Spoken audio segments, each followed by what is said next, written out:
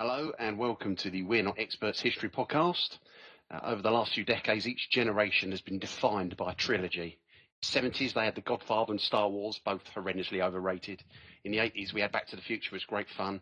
And in more recent years, we've been subjected to The Lord of the Rings, absolutely appalling. Now, in 2025, the We're Not Experts History podcast brings you the first part of a trilogy that people will listen to in years to come and say, when Hollywood picks this up, I wonder who will play the bloke, I quite like him. To present this trilogy for us is Sarah. Hello, Sarah. Hello. I quite liked Lord of the Rings, just for the record. I'm Even not though surprised. I have to admit, It's crap. I can watch the movies and not have the foggiest what is going on, but I can still enjoy them I find anyway. that with them and Star Wars. It's all gibberish. I've got no idea Star what's going on. Wars, I don't think I've ever even watched Star Wars. Don't bother. Don't bother. So, what are you talking to us about today? Yeah, straight to the point. Today we are talking about the Industrial Revolution, although today's episode is more focused on life before the Industrial Revolution. So not so much the revolution itself, just what life was like in Britain, particularly before the revolution happened. So the good old days, before we had steam engines, factories and Victorian medicines, when life was very simple, unless you were trying to stay warm or find food or live past the age of 40. I'm struggling with it myself. So most people lived in the countryside because back then most of Britain would have been very much rural, very much country. So they would be waking up at the crack of dawn, spending all day in the fields and sowing and harvesting, and the tools they were using probably wouldn't have seen an upgrade since the Romans packed up and left. So, Wow. yeah. And everything's handmade. So you can't just go to Amazon or pop to Tesco's. Everything's handmade.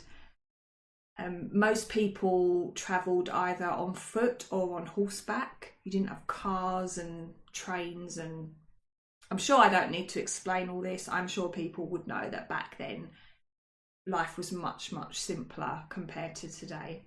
So no factories, no trains, no emails, just good old fashioned shouting across the village green if you wanted to get a message to somebody. And jobs mostly involved, unless you were rich enough not to work, jobs mostly involved farming, blacksmithing, or just general peasantry. Obviously you would have had your skilled tradesmen, and but we'll come to that. So with work, the first topic we'll cover is work. So before the Industrial Revolution, most people in Britain, and these are your Joe public, so not your people that were rich enough and lucky enough not to work, but most people in Britain, they would have been doing very sort of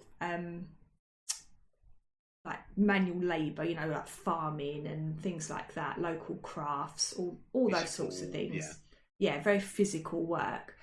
So your agricultural workers, your farm workers, they were the backbone of everything, and most people were either farmers or farm labourers. And for anyone that's ever done their family history, and I know from myself, you generally do see that as a very common profession when you start going way back. I have many in mind. Yes, so you see either the farm worker or labourer or agricultural labourer. They're very common. So their job basically would have been to plant crops, tend animals, spend their day battling mud and the occasional angry goose. That was work. You had obviously as well, because everything was handmade, so you had your craftsmen and your artisans. So everything we made ourselves. So you had your blacksmiths that did all your metal work, so they made things like tools, horseshoes and the odd sword. You've got your carpenters, so they would have built homes and wagons and anything wooden really. your weavers and spinners, because before machinery, cloth was made by hand, and cobblers, because again, shoes were made by hand. Yeah. What did you say? I missed what you said. Well, you said cobblers and I hadn't said anything. I wonder what you were shouting at me for. Oh, no, we're talking about shoemakers. Yeah, that's fair enough. I thought they were shoemakers. I thought cobblers repaired them, didn't they? Anyway. Yeah, they would have. So the shoemakers would have made the shoes, and the cobblers would have kept the shoes in repair. Happy days. Yeah. So obviously there were many other jobs which I haven't mentioned. We'd be here all day, but those were the main ones. So yeah, your farming and your heavy work and when you're family tree, a lot of those are going to come up quite. Yes. Yeah. So another thing that was very common would have been your domestic servants, because you had your wealthier households where people couldn't even feed themselves, and servants were essential. Your cooks, your maids, your butlers, you name it. So that was another very common profession.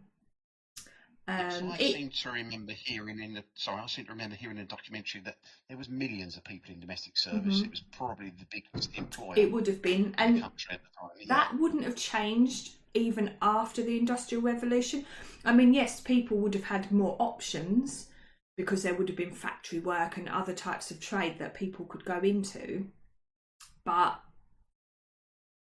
obviously here there was even less choice. If you weren't a farmer or you didn't have a skill set or you weren't in a skilled trade, domestic service was a very common job.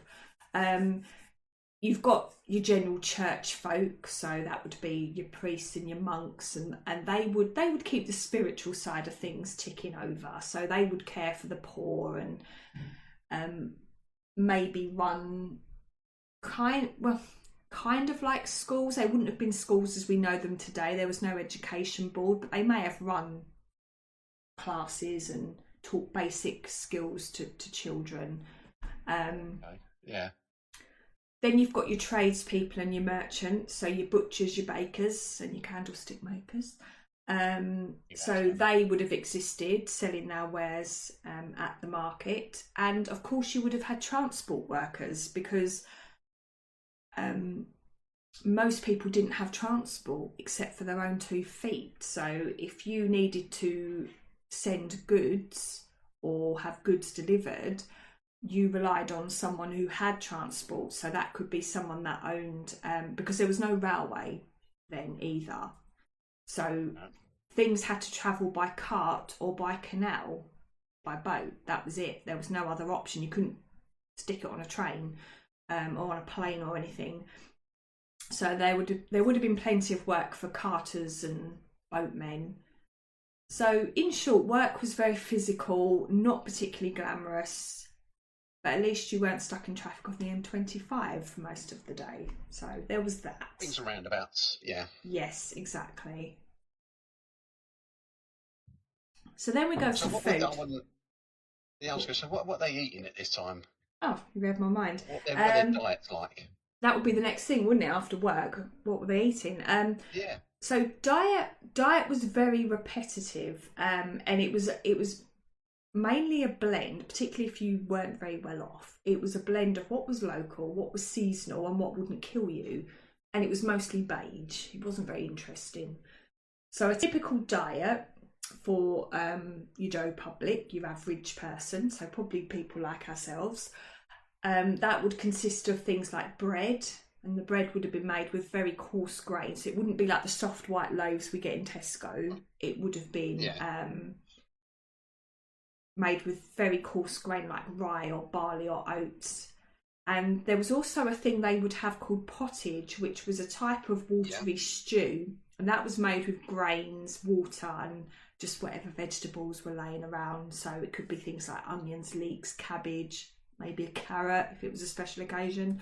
And what they would do is that they'd throw it all in a pot and they'd leave it simmering, and they would just kind of add to it throughout the week. just to keep it topped up, and then you'd just sort of dig in and take a bowl. Sometimes they might chuck a bit of meat in there if there was any going, but it was more often going to be things like vegetables and things like that. I think if that's my diet, I'm going to be quite pleased I'm working outdoors all day. Yeah, because pretty gassy. It's funny because when you think of those times, you think, oh, people probably lived on potatoes, and in actual fact, potatoes and tomatoes, they did make their appearance in the 16th and 17th centuries, but believe it or not, the Brits were very suspicious of these exotic foreigners when they arrived. So they didn't trust potatoes because potatoes grew in the ground and they weren't mentioned in the Bible, apparently, and they looked like something you would feed a pig, not a person. And the same with tomatoes. When tomatoes arrived from the Americas in the 16th century, people were like, nah, poisonous. Didn't trust them. So what I remember, there was a cookbook at the time that said you shouldn't eat tomatoes because they're poisonous, and that stopped people eating them for quite some time. Well, there is some theory to this. So in the richer households, sometimes what would happen is the plates that they were using, they were lined with lead or coated with lead, and the tomato juice would erode the lead, and people eating off the lead plates would get lead poisoning. So it was kind of not directly caused by eating tomatoes, but they would have contributed. And I think that's possibly how people may have associated tomatoes with poison, potentially. I don't know if that's definitely true, but that would kind of make sense. It's quite a good theory. Yeah. I see tomatoes as just being disgusting, so I don't eat them. Oh, I like tomatoes, they're nice. And they stink. Oh no, I like tomatoes. I love when you get them on the vine, you know, the extra juicy and nice. I do like them. Yeah, but you like Lord of the Rings as well, so your opinion is invalid. Moving on. Anyway, we won't get into it now until afterwards. Yeah. So it wasn't until, going back to potatoes and tomatoes, it wasn't until the 18th century that people actually started to catch on with these, and by the late 1700s, they were around for a lot longer than what you think before people actually started to have them. So by the late 1700s, potatoes had formed a major part of the working class diet because they're very versatile. You can mash them, roast them, boil them. Tomatoes, they took longer, and they didn't really gain proper acceptance in British cooking until the 19th century. And even then, the Italians had to make them look cool first before the Brits kind of cottoned on and said, oh, actually, we'll start using tomatoes now. It hasn't worked. Yeah, so that was the diet, basically, was, just very, very basic. So the main diet for the majority of us would have been quite stodgy. Yes. I mean, if you were fortunate enough to own a cow, or you had access to a cow, you might have some milk and butter and cheese, and meat and fish were very rare. So, like for the poor, because as well back then, the country, there was very much a rich and poor divide. So either you were very, very rich or you were very, very poor. There wasn't much of an in between. I mean, there would have been. Obviously, I'm just generalising here, but you know. So, but for your average person, your average farm labourer, meat and fish were rare. You might get the odd bit of bacon or dried fish on holy days, because Fridays the church declared meat free, so you couldn't have meat on a Friday, which probably wasn't much of a big deal because they couldn't afford meat anyway, unless a cow killed over or something. Water was very dodgy. It wasn't filtered like it is today, so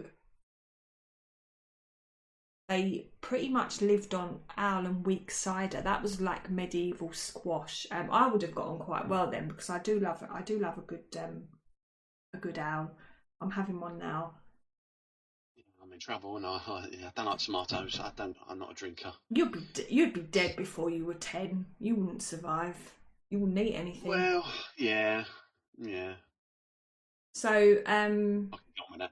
that was the poor diet. So if you were gentry or nobility, so if you had your own spoon and no mud on your shoes, you did have a bit more of variety.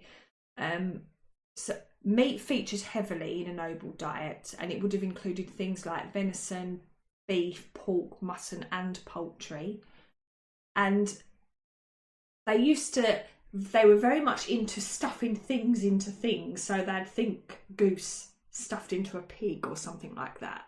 Sounds disgusting, but yeah, a bit weird. I think I'd be right as gentry. Yeah.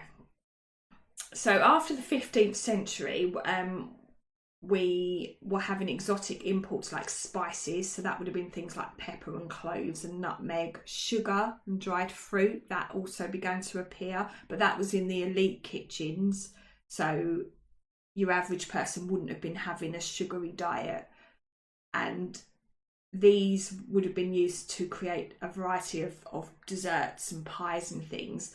And what's ironic is that nowadays it costs a lot more to be healthy, doesn't it? Like if you want to clean up your diet and you think, right, I'm going to cut out all the crap, I'm going to eat good, it costs you a fortune.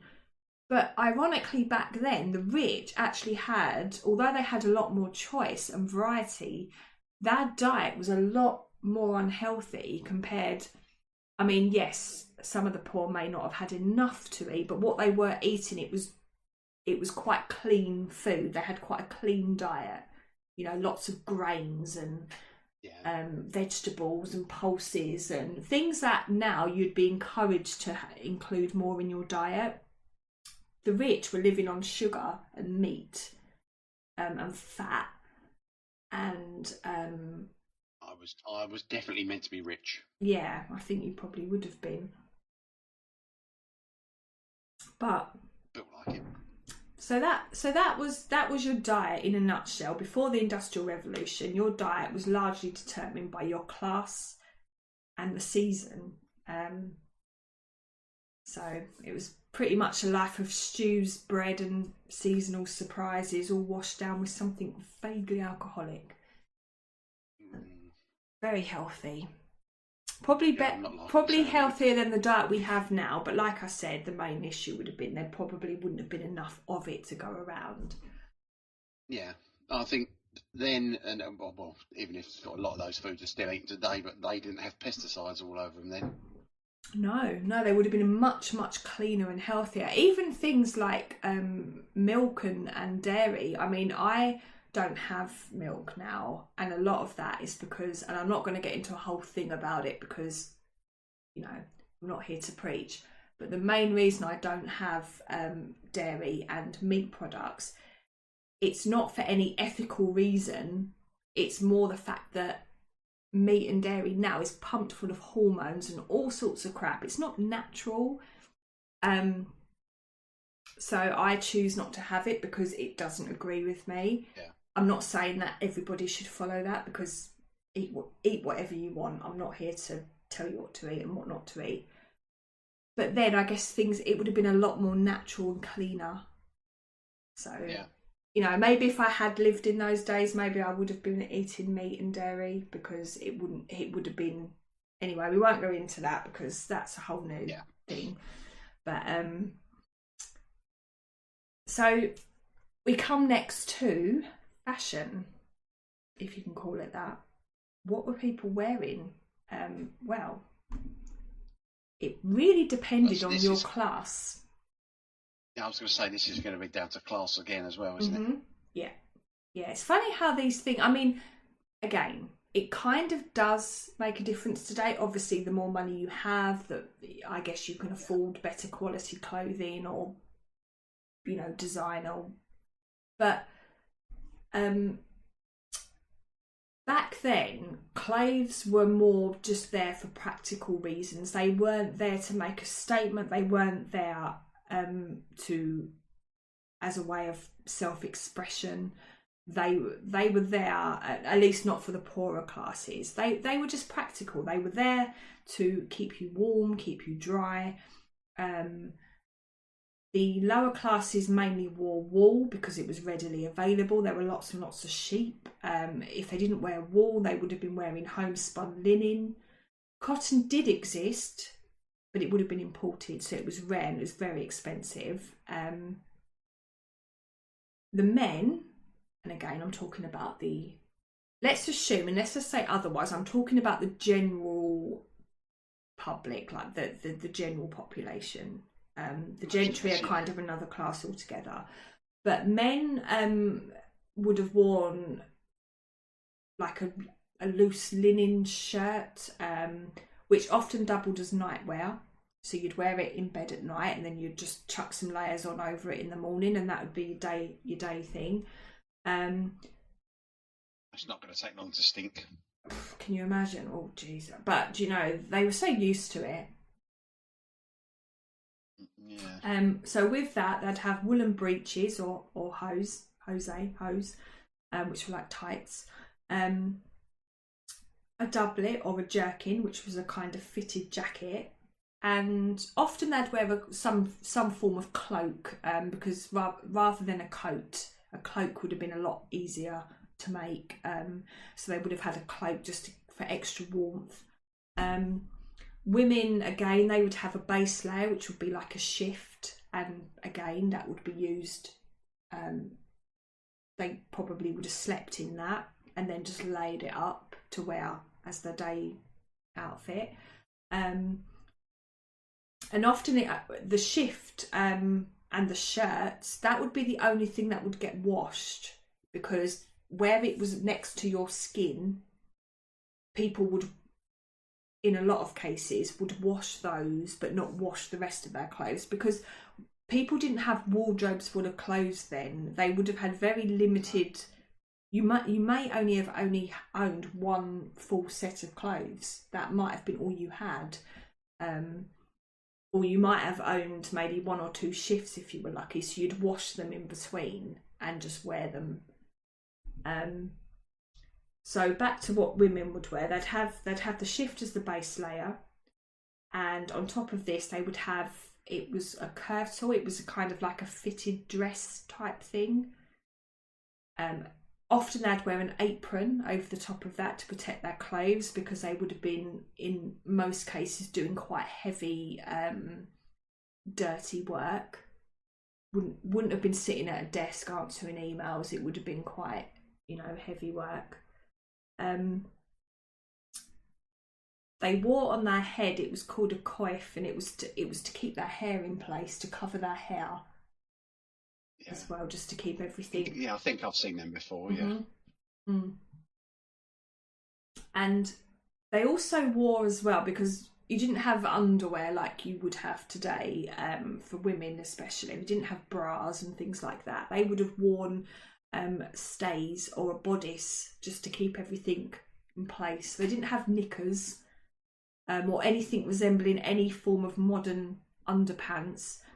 Because in those days, the idea of women wearing garments such as trousers, so anything that wasn't a skirt, it was actually considered scandalous for a woman to wear something like that. And no, women wore skirts. They didn't wear anything that kind of joined in the middle, if that makes sense.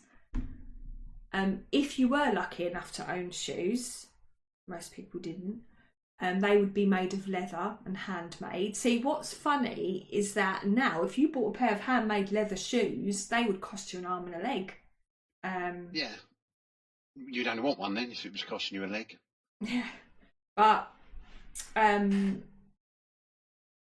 yeah, most people, I mean, nowadays a lot of people don't wear leather shoes because it's too expensive, but then that was the only option. So shoes were made of leather, they would have been handmade, and they would have probably been passed down by somebody with different sized and shaped feet. Well, that wouldn't necessarily matter without the shape because they didn't come in left and right. No, it was all one, wasn't it? You just put, yeah, yeah, and you just had to try and wear them in. Yeah. God. I remember the nightmare I had trying to break my docks in. Gee, I've still got the scars from trying to break those in, and I still haven't fully broken them in, and I've had them for 6 years. So, yeah, they have my sympathy. At least they were left and right, though. Yes, that definitely made it easy. And at least they were my size. At least I had a choice. I could actually order the size that fitted me and not just what was available. So clothes then as well as being kind of very bland and boring, they would have been very scratchy and they probably smelt like damp. Colours were very muted because dyes were expensive. So clothes were more dull earth tones like browns and greys and greens. They weren't like bright, vibrant colours because that would have cost too much. So that was for the poorer classes. Now, if you were wealthy, your fashion choices were a bit more expansive. So your clothes would have been made from fine wool and imported cottons and things and velvet. And the colours were a lot more striking. So you would have had your reds and your blues and your purples, again, courtesy of expensive dyes. Men in those days, a typical outfit would have consisted of a shirt and a cravat, which was normally frilled, a waistcoat and a frock coat, and often they would wear wigs and powder and shoes with buckles on as well. Similar to what, well, maybe not with the powdered wigs, but similar to what, if you think of a typical wedding party, when the groom will have his cravat and his waistcoat and all of that. I mean, I was the last time I was at a wedding is probably about 5 or 6 years ago. And I remember seeing the guys were walking around and they all had their cravats on. And I remember looking, thinking, and obviously us, because I was a bridesmaid, so I had like my fitted dress with the big skirt and all the layers. And I remember thinking, this is how people would have dressed back then. Like we feel really dressed up right now, because it's a special occasion, it's a wedding. But this would have been, if you were upper class Brit back then, this would have been your normal clothing that you would have just worn day to day. You would have put this on every day, and it was quite weird thinking that. But anyway, It sounds more like it reminds me of my time as a new romantic in the early 80s. a what?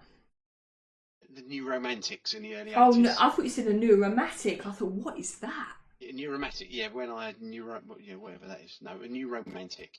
Oh. Wasn't a new romantic. I was only born in the early 80s. But if you look at the images, it's. I imagine this is the period they model a lot of their clothing on. Yeah, probably. Yeah. But I mean, I wasn't around then. I came along in the mid-80s, so fashion wise, when I think about my sort of growing up fashion, it's more sort of geared towards the 90s, but which is a whole different ball game. But where was I? Oh yeah, so the men, obviously, yeah, your men are dressed in your cravats and your waistcoats, blah blah blah blah. I've already said that. And women, they would have worn shifts and stays like the lower classes, but theirs would have been made of much finer material and probably trimmed with lace as well. And they also wore corsets, and they would have worn their big fancy dresses, and underneath the dresses they would have had, they were called panniers, which were like big side hoops. Yeah. So that's what would make the skirts abnormally wide. And again, like most things, the wider the better. You can tell that these women don't work by the way that they're dressed, because you're not going to be doing farm work wearing one of those. And they would have carried accessories like fans and gloves and hats and, things like that. So, but even for them, all of their clothing, it would have been handmade as well. So fashion was very slow and expensive, and every outfit was an investment. Even if you were poor, you know, if you had one good set of clothes, you took good care of it because that's all you had. You couldn't just pop to, I'm trying to think of a clothing store, Topshop, and just buy another pair of jeans or whatever. If you got a hole in a pair, you really took care of what you had, because it wasn't easy to replace things. And unless you were rich, as I was saying, you might only have had one or two sets of clothes, and maybe only one nice set of clothes, which you would have worn for every occasion. So you would have worn it for church, for weddings, and ultimately at your own funeral one day. So that was clothing. So not much choice there. I don't know if I've got clothing here that I think, oh, that's what I'm going to be buried in or cremated in.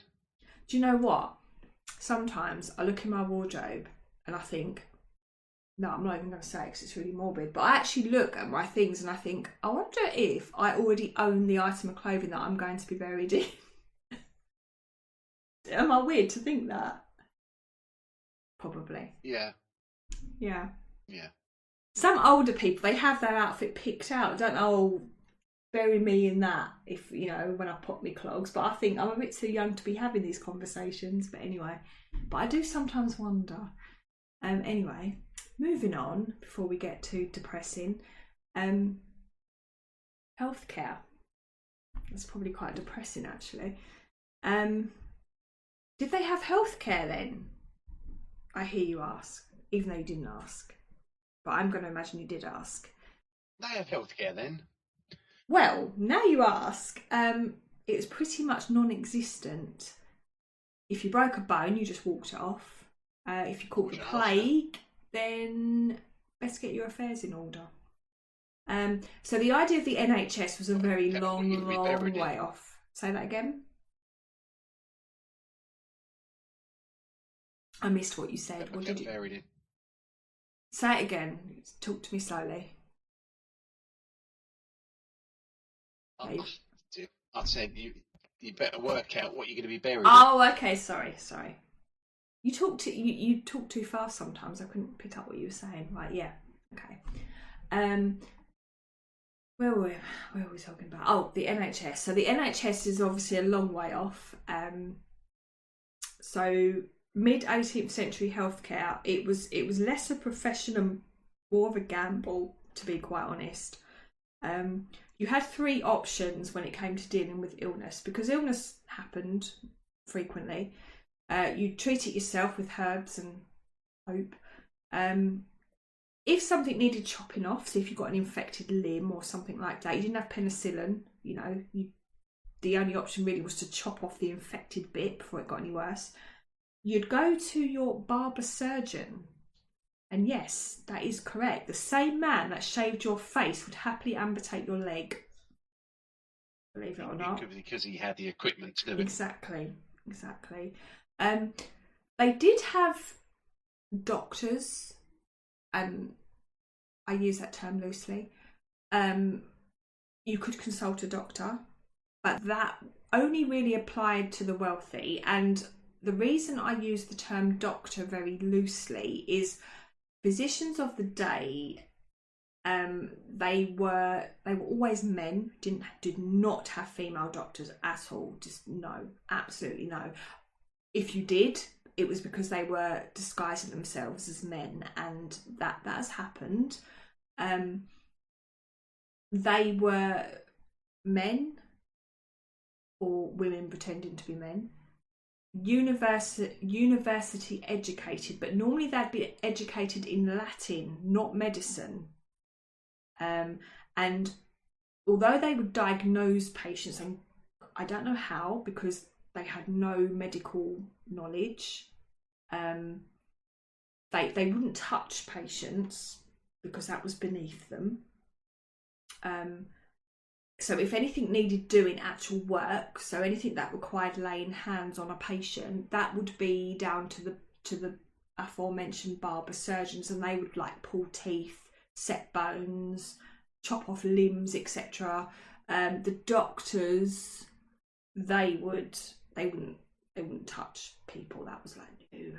Can you imagine if that was the case today? You went to your doctor and they just wouldn't touch you because it was like, no, I'm not touching you. You'd never get diagnosed with anything. But if you can see a doctor. That's the big if, isn't it? Yeah, it's only if you can get an appointment. Yeah, if you can get past the receptionist. That's the first test. If you need to see a doctor, first you've got to get past the receptionist. Tell them what. Yeah, and then they'll try and diagnose you over the phone. But anyway. Been that unlucky yet? No.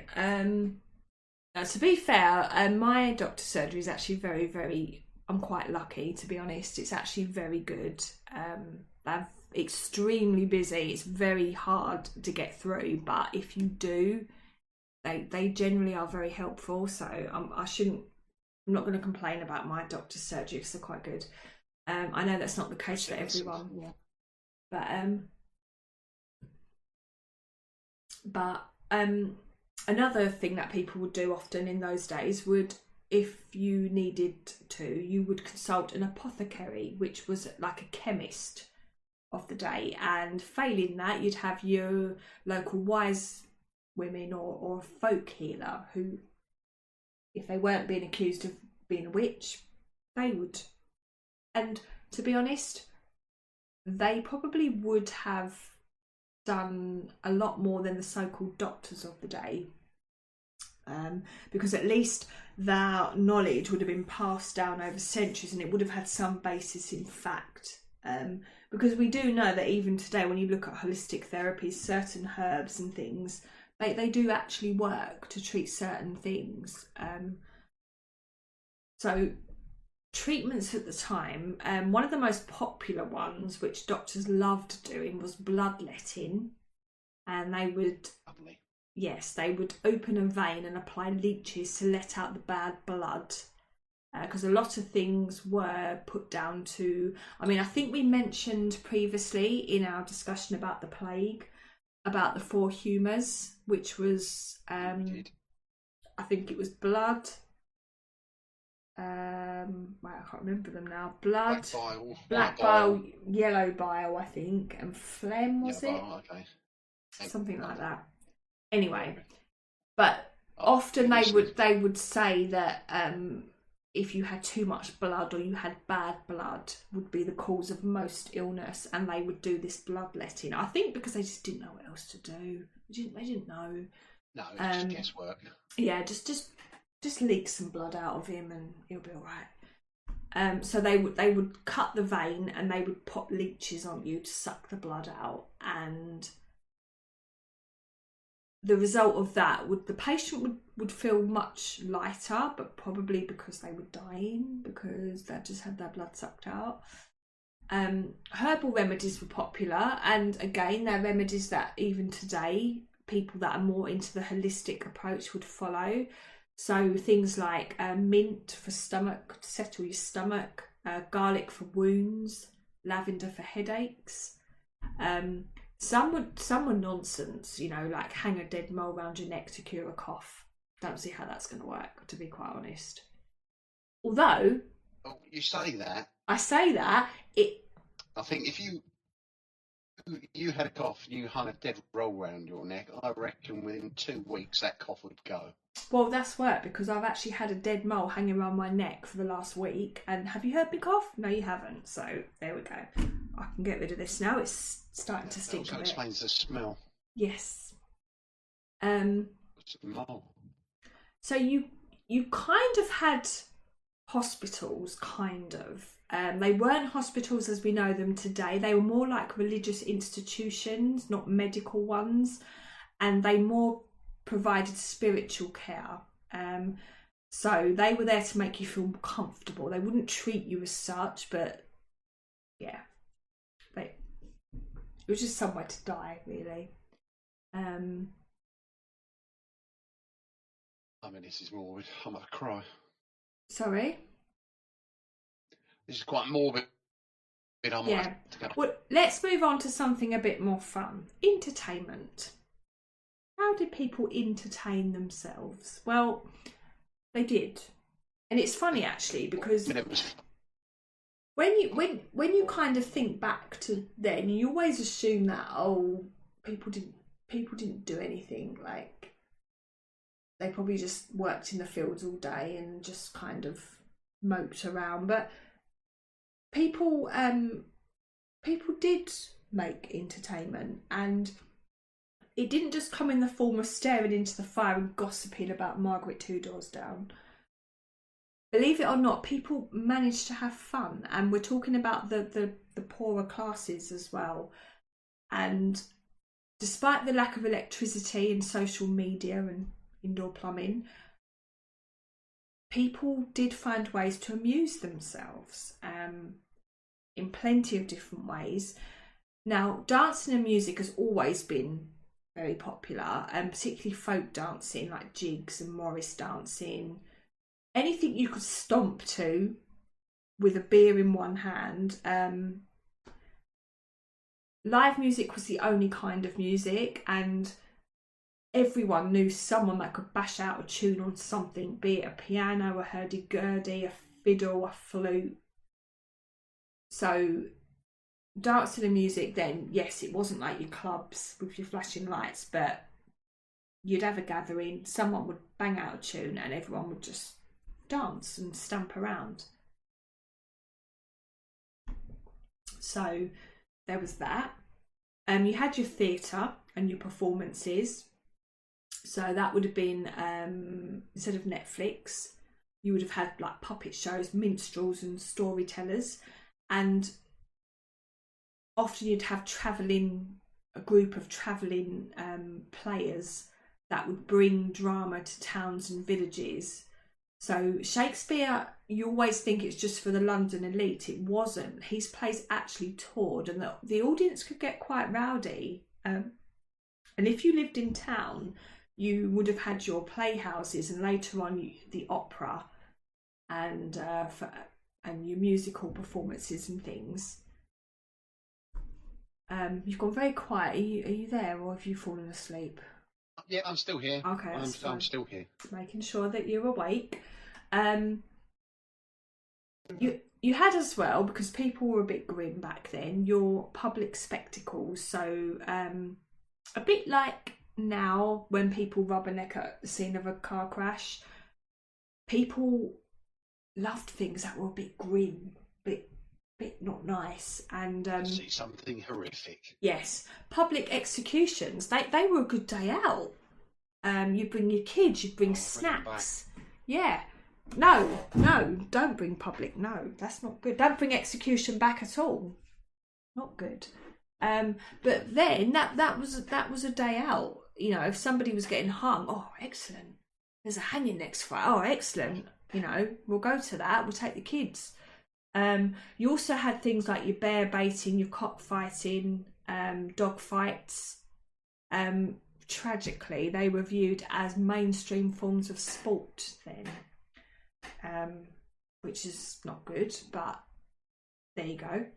People were a lot less educated compared to today, and again, although these things are now illegal, a bit like fox hunting, which we'll come to, it still happens. It still goes on, just a bit more undercover. But then they were very common things. This kind of entertainment, and of course as well, just when you more so in the towns, but you had your normal kind of performers like your acrobats, jugglers, sword swallowers. I mean, whenever you see a movie on telly and it's shown in the medieval times and there's some kind of medieval fair, you've always got a sword swallower, haven't you? You always see one. There'll always be somebody in the background doing sword swallowing. Have you not noticed that? No, I can't remember seeing sword swallowers in any dramatic historical things, but I can remember seeing them on the TV as I was growing up, as if it was some amazing seems to be a very spectacle. common thing. Well, it would have been a very common thing then. But as well as that, you had your games and your gambling. So even then, that was a big thing. So card games, dice, board games, they were common at home, just for entertainment, but also in taverns, and gambling was everywhere. So people were always gambling, from betting on horses to who could drink the most without falling over. You had as well your outdoor sports, so archery, wrestling, fisticuffs. They also had mob football, which was vaguely like rugby but with no rules and possible livestock involvement. And injuries were very frequent. That's what made it fun. Yeah. And at so home, all that was just two villages. You just kick the ball. yeah, between them basically, and yeah, very, very, yeah. You didn't have all your offside Yeah, rule and all of that. I'm not going to pretend I know anything about football because I don't. It was banned for a while. Not surprised. So those were your outdoor sports. Now at home, if you were literate, which wasn't a given because most people weren't, reading aloud to your household, that was a treasured pastime. And reading materials could include things like the Bible, ballads, or slightly scandalous poetry. I wish I had an example of some slightly scandalous poetry, but I don't. I should have looked that up. I could. Yeah, but I haven't got time. Sewing, embroidery, knitting, these were all very practical things, and they were sociable. So women would often meet together and they would sit and do it together, and they would gossip. Gossip was the real national sport. Neighbours, relatives, livestock, no one was safe from gossip. Not much has changed, has it? No comment. No. So for the wealthy, your pastimes were a little bit different, a little bit more fancy. So they would have obviously done things like riding, falconry, fencing, that was popular, hunting, like your fox hunting and stuff, which is still popular today. Obviously nothing could beat chasing a deer through a muddy field in a powdered wig. That was their entertainment. They also would have spent, because obviously say that again. I've done it myself many times. They would have spent a lot of time socialising as well. That was almost a full-time job. So if they weren't attending balls and tea parties, they would just pop to their neighbours to judge their furniture and compare inheritance prospects, and that was kind of the day. And they would have kept themselves occupied by reading, and particularly classical literature, writing letters, dabbling in science. So life for the elite was a bit different. They wouldn't have been working as such. It would have just been a blend of owning land, having leisure time, and looking bored while doing impressive things. So I can do that. Yeah. I'm doing the first part now. Yeah. Oh, shut up. It's not that boring. Well, look, you'll be happy to know we're coming to the conclusion. So the conclusion is that life in pre-industrial Britain, overall, for your Joe Public, it was tough, it was slow, it was mostly local, but it was full of community and tradition and hard bread and no plumbing. But it was a very different world to what we know today. And there was big change coming, very big change coming. But we'll talk about that next time. Yeah, I have a feeling we're going to be quite pleased the Industrial Revolution came along, because that doesn't sound like too much fun. No, a lot changed. I mean, again, we won't go too much into it because that's for another episode, but yeah. I think we gained a lot from the Industrial Revolution, but we lost a lot at the same time when you look back. But then I'm saying that it's very hard to make that judgment because I wasn't there. I None of us were there. So you can't really say that. You can't go, oh, the good old days, because you weren't there. You don't know. So I'm very happy to live in the time that I live in, to be quite honest. I don't kind of long, oh, I wish I'd lived in the 1800s. I never feel that. Definitely not. I do. Do you Mostly really? because the music now's terrible. Yeah. Music Mm. now's awful. Yeah, but at least you can listen to what you want on iTunes. Yeah. No, I Anyway, think we're quite lucky to live when we do. I think, yeah. we're looking at that. Obviously, we've got a far wider range of foods. The medicine, obviously, and That's the medical big thing. knowledge is far better. Mm. I'm not having to forage for medication. Yeah, yeah. No, and again, we'll come to it on the next episode, but definitely big changes were coming, and yeah, life was going to be very, very different, very different. But I'm going to leave that on a cliffhanger so that people listen to the next one. Yeah. Don't hold your breath. No, Anyway, that's the first episode of the Industrial Revolution trilogy. Thank you for listening. Please remember, we are just amateurs. We're not experts at all. We're just two people who love history and we enjoy muddling our way through it. Thank you.